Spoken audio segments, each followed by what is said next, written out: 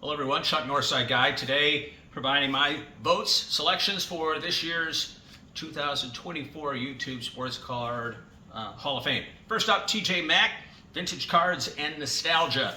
Terry is a regular producer. He has a discipline of production, and he is must viewing. He should compile, in my opinion, each one of his videos and the narrative he has for each one of those videos and put them into a sports card book. It's that good. He has his fingers on the pulse of nostalgia, why we collect. I love the variety of vintage hockey, basketball, football, baseball, the stories he tells, the magazines.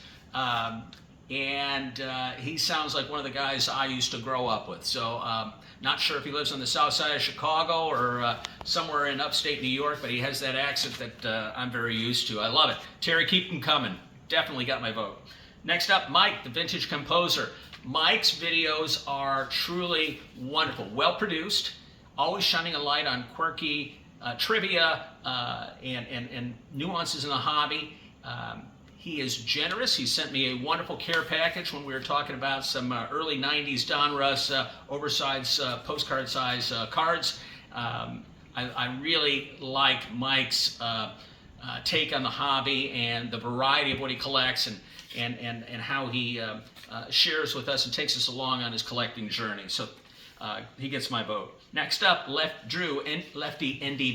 I think of Drew as my mentor for T206. I began collecting T206 about 3 years ago, well, let's say about 3 years ago, and on the strength of his advice and counsel, I continue to build that set very slowly with a focus on all the nuance in that set. And his videos, I just think, shine a light on that, and I learn every time I watch and enjoy.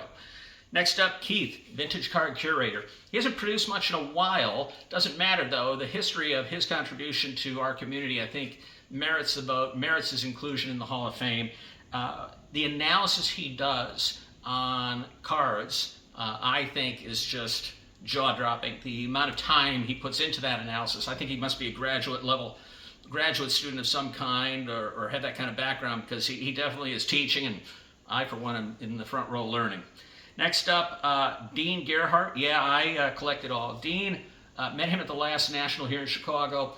Dean collects in a way that I think a lot of folks just don't pay enough attention on. He derives joy from building his collection from local flea markets, local stores, shows, and he collects in an era primarily like in the 60s that in baseball that I just don't, and I learned from him, and I may yet turn in the direction that he is leading the way on. So Dean, you get my vote.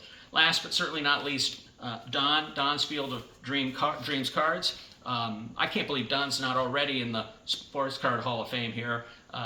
Don knows everybody, and everybody is very grateful to know Don. His sports card room that he's built, I think, is jaw-dropping, and his generous spirit, I think, is welcomed by all. So good luck, guys, each deserving, and I look forward to seeing what everybody collects here in this still new year.